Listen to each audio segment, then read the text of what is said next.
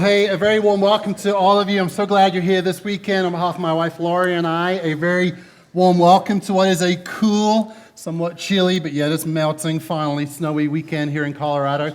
So glad you're joining us this weekend because we're in a series entitled Family Matters, and really that's the reason we're up here together this weekend. We're going to spend some time over these next few weekends really digging into some of the matters that pertain to our families. Families do matter, and there are relationships within the context of family that we really have to work towards. Here's the reason we're doing this series by means of kind of the why.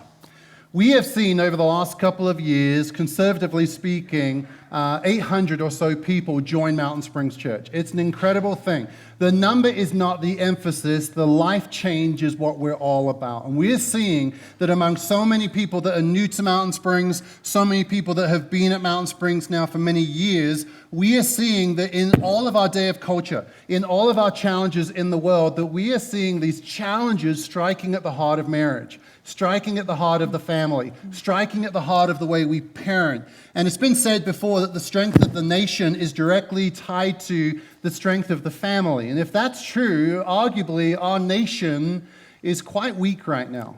Our families are struggling, marriages are failing at this incredible rate, and we just feel this stirring in our hearts that we can speak to some of this in a real practical series. So between now and Easter, we're going on this very practical journey as it relates to family. Then we've got Easter celebration here some weeks from now. Coming out of that, we're going to go into a very theological series around the Nicene Creed. There is that treatise, that Nicene Creed, that creedal language that we can have to really determine how to live. So we want to kind of insert this practical series, which is very non-exegetical, this next few weeks of series, then have Easter, then go into a very theological series, because we feel like that can really frame for us some of what we're hoping and praying that God will bring about some life change in our community. Here's what I want to say, though, is some opening framing remarks. Number one, no family is perfect. Our family is not perfect, and you'll hear that in the next 35 minutes or so, that clearly we are not perfect. Your family is not perfect either, but at times, if we set this unattainable goal of perfection and we fail, we give up. We give up and we say, man, we're failing, this is terrible. Can I tell you right now this weekend that no matter how bad your story is, no matter how bad you feel like it is, no matter how bad your marriage is, we believe that the best can be yet to come with Jesus Christ. No matter how bad the gap, no matter how bad the story, no matter how great and grave the sin, we believe that God can do a miracle here. Furthermore, I would say no one is judged. No one is judged based upon your story. You're like, well, this is my story, and so therefore I'll be judged. You won't be judged based upon your story. You won't be judged in any way based upon your story, your situation. Why? Because people matter to God, and we love you. Here's our prayer. Our prayer that over these next few weekends, my wife and I this weekend, my wife and I again next weekend, then some other couples throughout this series, as we share our story, God will restore hearts and God will rebuild some homes. And can we just say for the singles in the room or people who are younger, don't check out, because learning this now can be great for later. So over these next few weekends, we're going to talk about finances. We're going to talk about finances in the home. We're going to talk about even giving, teaching our kids how to give. We're going to talk about divorce and remarriage. We're going to talk about the challenges of adoption. We're going to dig into some of the realm of communication this weekend, but also sexual intimacy next weekend. Next weekend, of all of the weekends that will be more PG-13-ish, will be next weekend. And so you have been warned. It's not going to be gritty and real. It's going to be honest and sincere as we share what are the issues that prevent intimacy in a marital relationship. What is it that we can do to fan into flame that which is a gift of God in terms of sexuality, not to where we make it a God in our relationship, not to where we dismiss it as gross in our relationship, but how we can treasure it as a gift from God. So that's all coming up next weekend on sexual intimacy. But without further ado, let's dig in. Babe, you want to pray for us? Yeah. So God, we have all different people on all different journeys here. And some would say that they have a good marriage, but they have these places they just keep coming back to where they get stuck. And then there's other people who would say that their marriages are crumbling in front of them. And God, I just pray that all of us would come to you with soft hearts, that you would soften our hearts, that you would break down old walls and bring about redemption, God, and healing. In Jesus' strong name, amen. Amen. Amen. some months ago, the USA Today did a survey. And in their survey, they really interviewed many hundreds, thousands of couples across the nation to really answer the question of what is the most significant or important value in your marriage. Number one, throughout the survey, they were saying communication. And vibrant communication is the reason for our marriage being what it is. Furthermore, and also a survey, they surveyed the reasons for divorce in our nation. Everyone said number one, obviously infidelity was the number one reason for a divorce or a teardown of their marriage. But number two, they said it was the lack of communication. There was no communication. There was no open and honest and frequent dialogue. I want to share with you this weekend that, friends, no matter how long you've been coming to Mountain Springs, no matter your story, the depth of your communication will determine the intimacy in your marriage. The depth of your communication, i.e. how deep you're willing to share, how openly and frequently you're willing to share, will determine the intimacy in your relationship. And if this year, as is this to be true for our lives, we are wanting this year to be the best year of our marriage, we have got to embrace talking about some real issues in a real open way. So we have to tell you, though, that as we began to talk about this about 4 weeks ago and kind of wrestled through some of these things, we are not speaking because we're great at it. We're actually speaking because we need to work on our marriage, too. So we're all learning together. In case you haven't realized this before, men and women are really different. Really different. Women, don't you agree? We love to connect through talking. But it's not just gender distinctions that separate us in the way we talk in a marriage. We come into marriage with a whole bunch of different lenses. For example, with Daniel and I, my dad was in the Air Force, and we lived all over the world, overseas all the time. And so I came into the marriage with a very global, multicultural view. And Daniel lived on a tiny farm next to a tiny village, and that was his view. We came into it with two different parenting lenses. Though close, there's still differences. We came into it with two different worldview lenses. We came into it with our ways of communicating, how frequent. For example, my family talks about everything, and Daniel's family talks about some things. And then lastly, we came into it with our two formative histories. And you all know from your lives that those histories bring with it pain and wounding, but also gifts. You add all that together, mix it all together with two strong personalities, and you've got a hot mess. You're hot, I'm the mess. But anyway, while women do connect through communication, I think, and this is a stereotypical perspective, but it's somewhat true. I certainly think in my life, maybe in your life too, guys. But as much as women connect through language, guys typically are happy to connect through three things. And I know this is stereotypical. Number one, a clean house. I feel really connected to my wife when the house is clean. Number two and number three are both related to hot things. Number one, a hot meal, and number three, a hot wife. Like, that's how I connect. Like, I'm like, as long as those things are there, and I'm trying to exaggerate it a little bit, but it's true. Like, there is that kind of thing. Well, while women do connect through communication, guys, when we do communicate, typically don't communicate in the same way. We don't express language through a series of layers. We're more linear. Women have more layers to their communication, i.e., when a guy says to a woman, hey, you look great in that skirt. If you're speaking to your wife, you look great in that skirt. What the wife typically will hear is, that's great, but you're saying I didn't look good in the pants yesterday? Like, what are you saying here? Guys are like, no, you just look good in the skirt. And women are like, what are you not saying? And guys are like, is the game on? Like, all right, what's going on here? Like, we communicate differently and we speak in so much more linear ways. And in fact, Laurie and I have a funny story while we were dating where I shared something and she's like, oh, there must be layers of meaning here. So we were getting to know each other, actually, and we went to a restaurant with a bunch of friends, and I went to the bathroom and kind of flipped my hair to the other side and went back to the table. And Daniel said, oh, you changed your hair. And I immediately had this gush of warm, fuzzy, like tender feelings. He loves me. And literally, you guys, for 20 years, I thought it was this tender moment between us where he noticed the details of me and he loved me.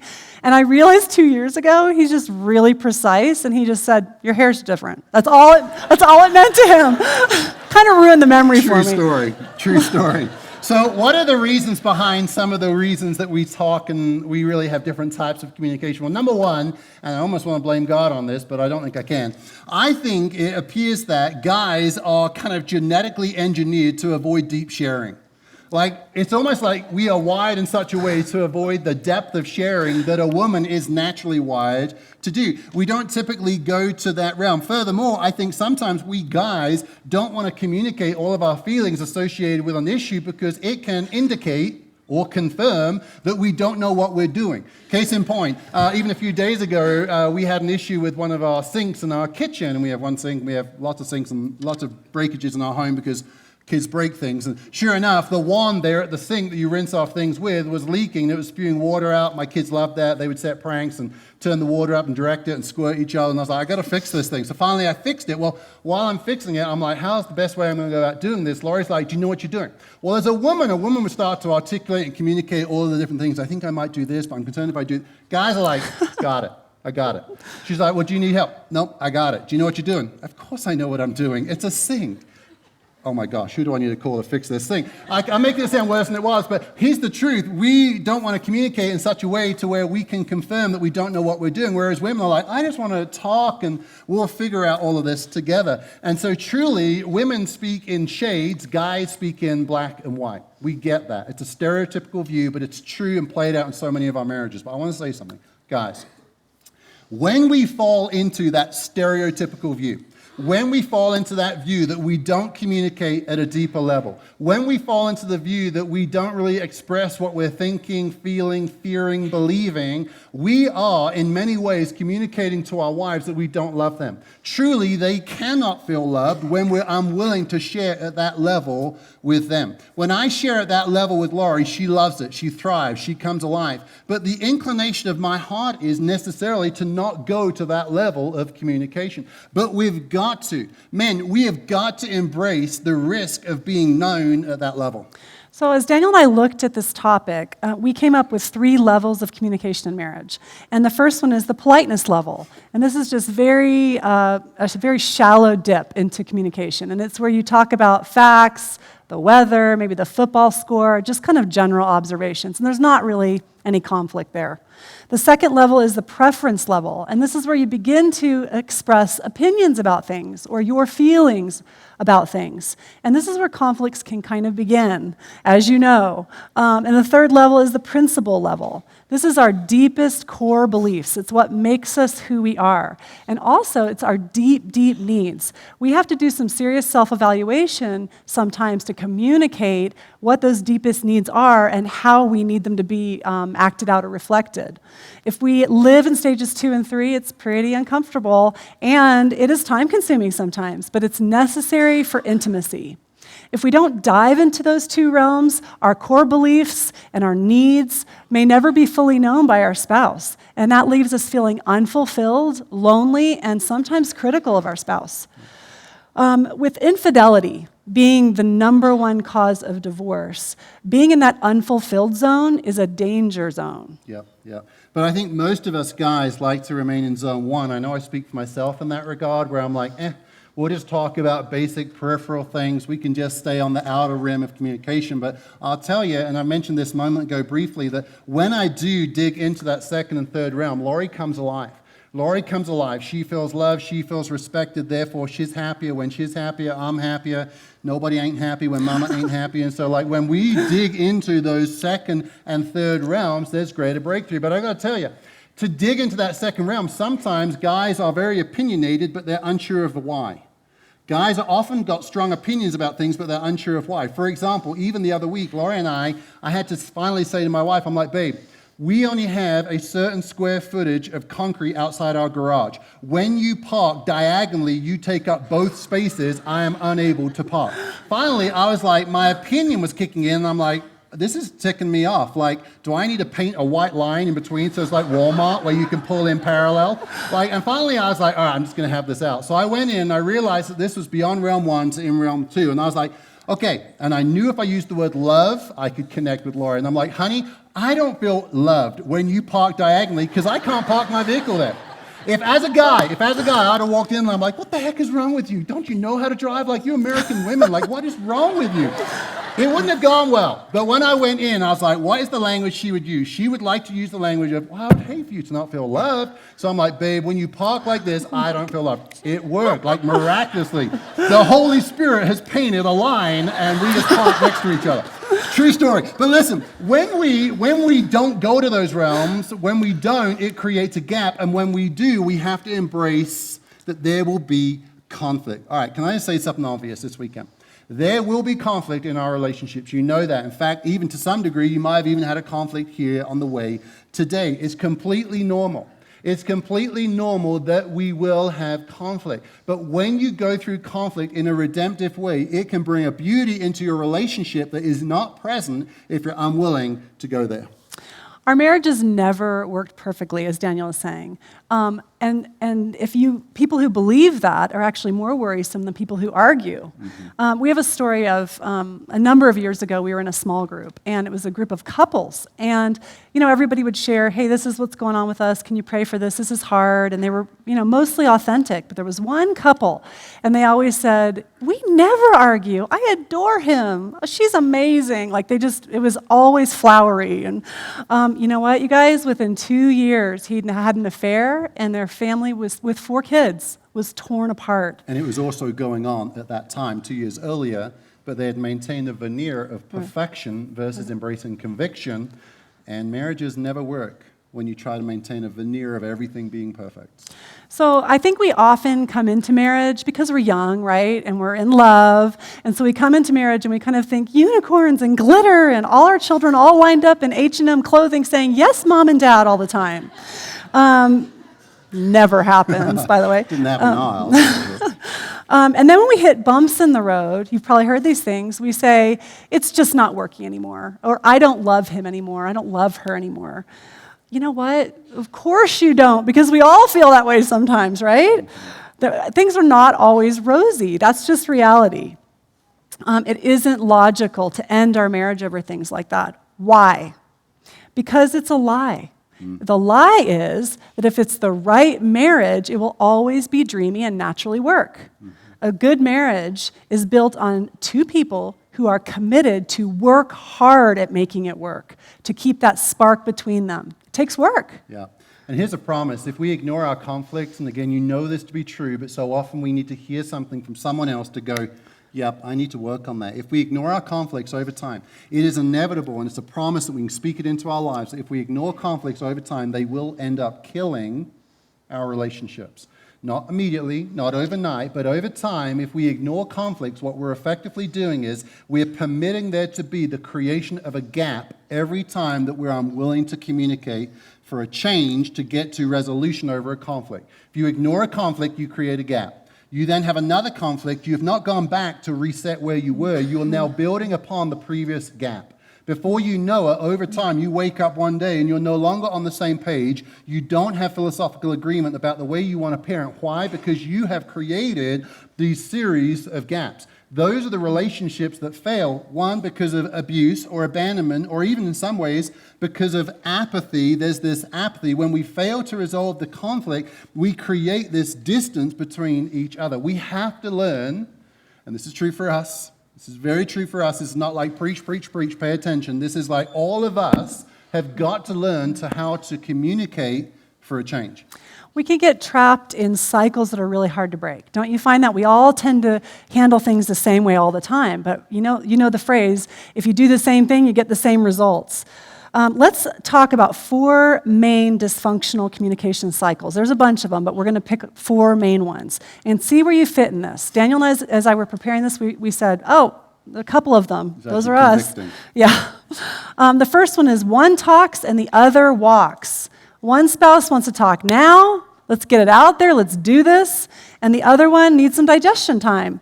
It's a monologue and not a dialogue. The talker tries desperately to get a response, and when they don't, they give up in disgust and despair. The other one shuts down. I'm often the walker in our relationship, which surprises some people, but it's true. Like Laurie's like, I want to have this out right now. And I'm like, have it out. I'm leaving. And I'm like, text me. And she's like, no, I'm not going to text you. In fact, I'll hound you. I'll call the cops and we'll track you. I'm not going to text you.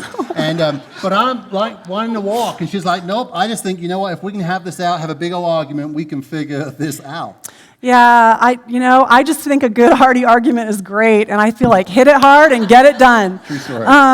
So my weak point, would obviously be timing. I've even said to myself and had to catch myself, why do we even have this timing thing? Let's just do it. But I have realized that Daniel needs digestion time, and there are a lot of people like this.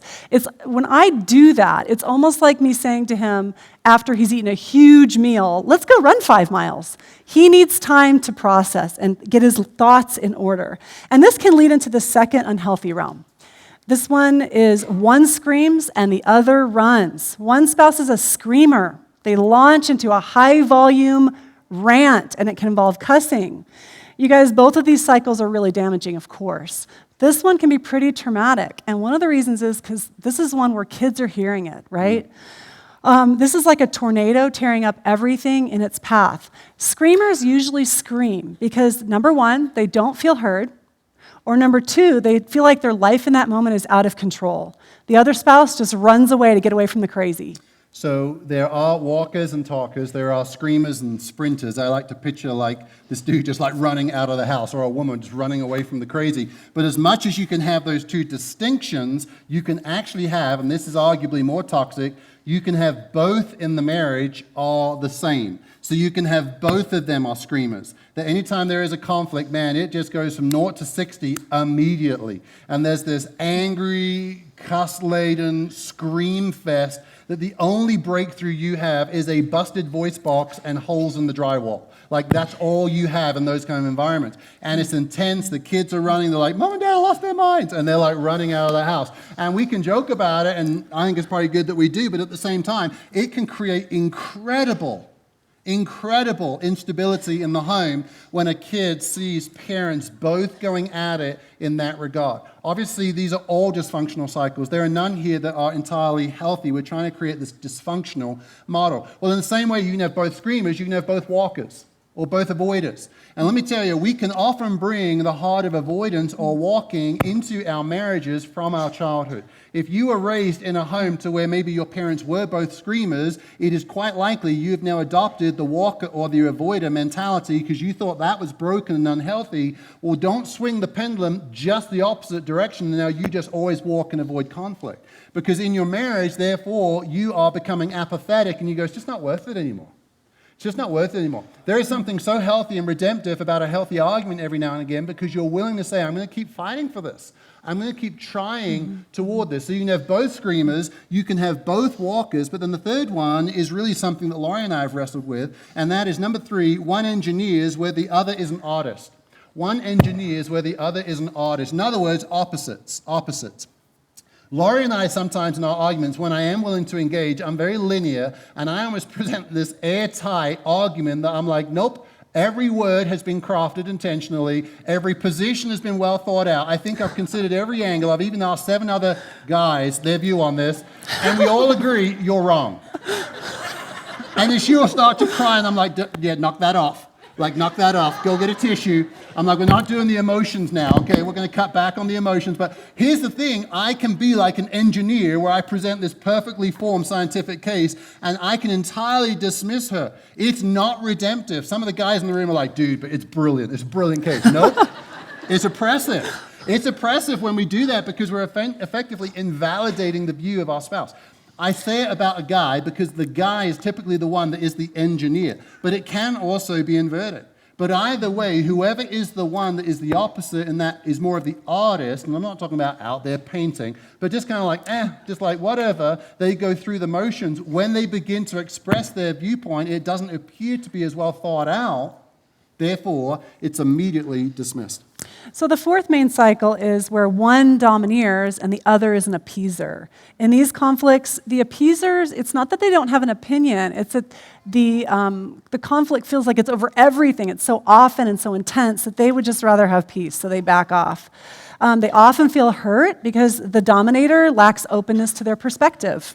In these marriages, the dominators have trouble being introspective or seeing what other people need.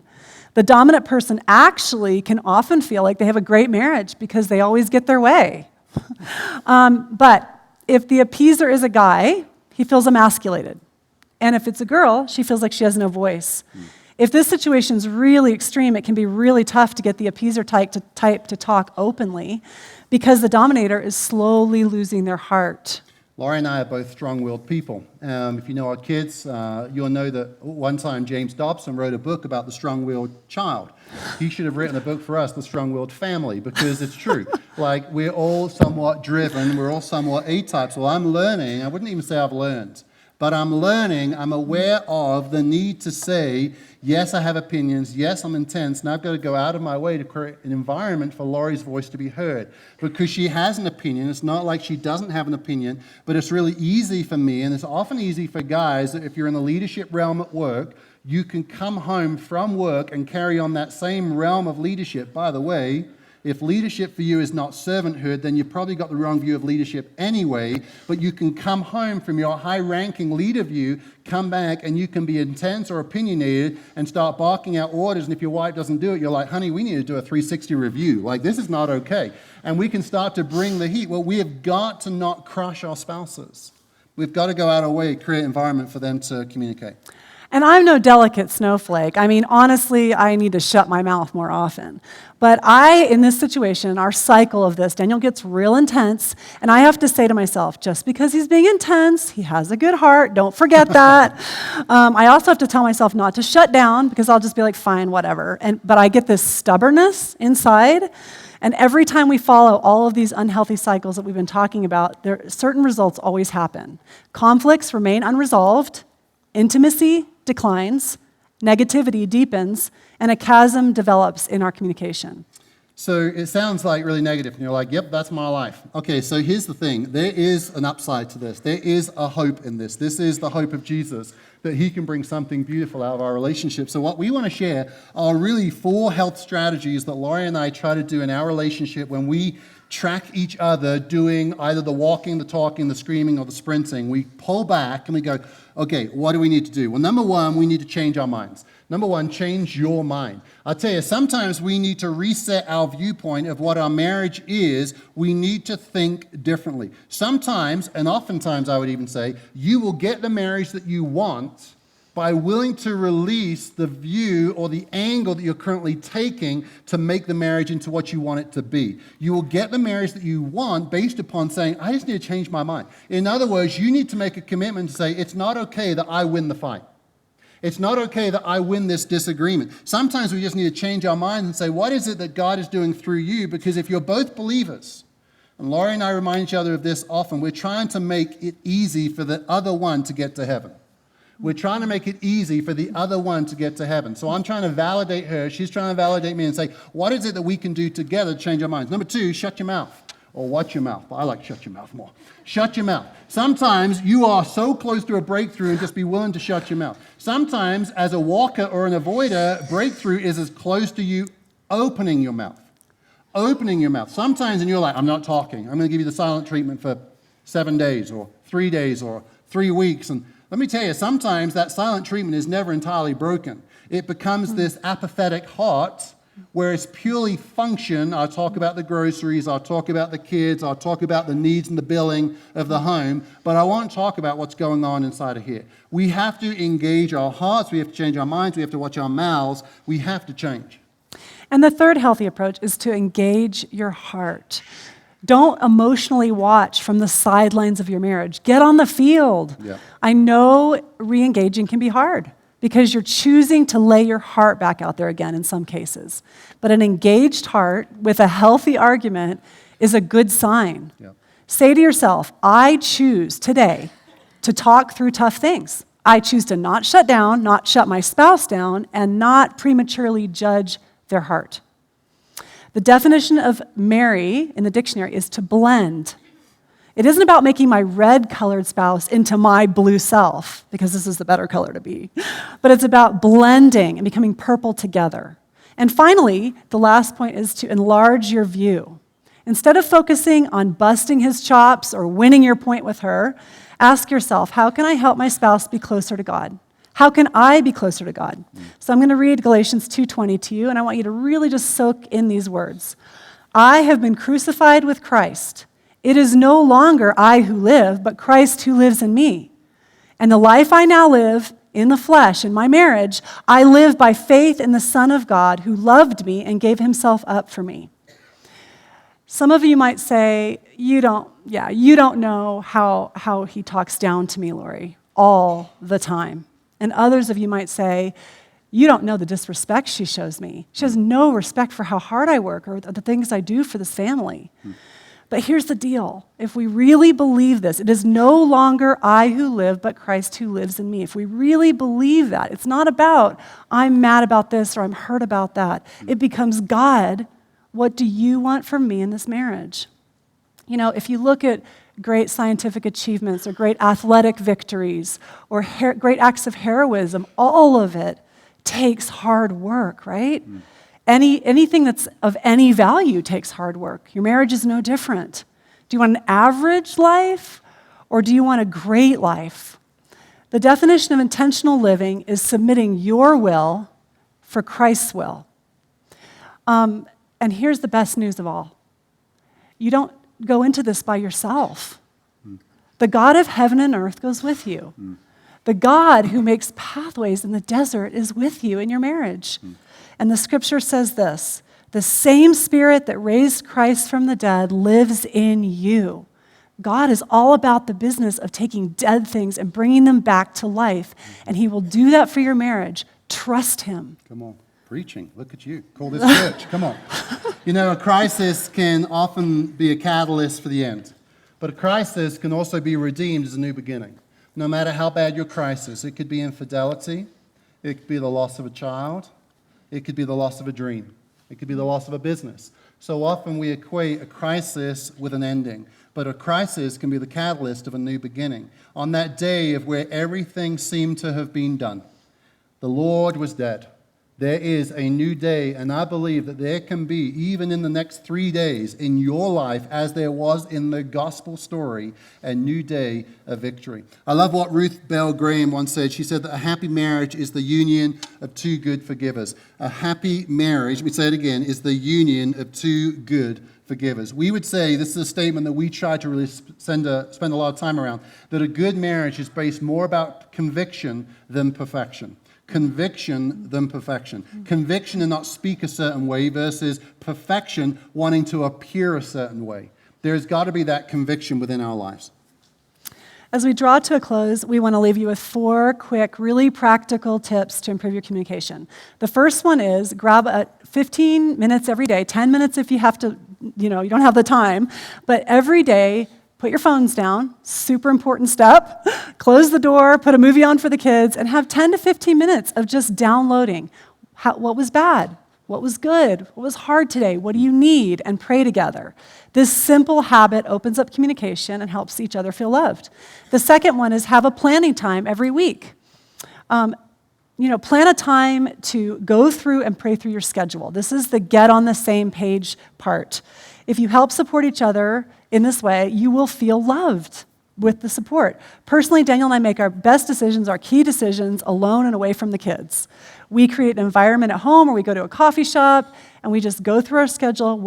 Can you pick up so-and-so? And this because there's conflict when the schedules conflict. So this helps us.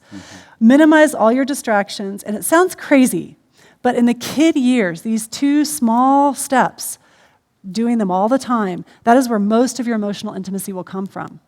All right, the last 2 practical tips are this, very quickly. Number 3, set goals. Set goals for your marriage.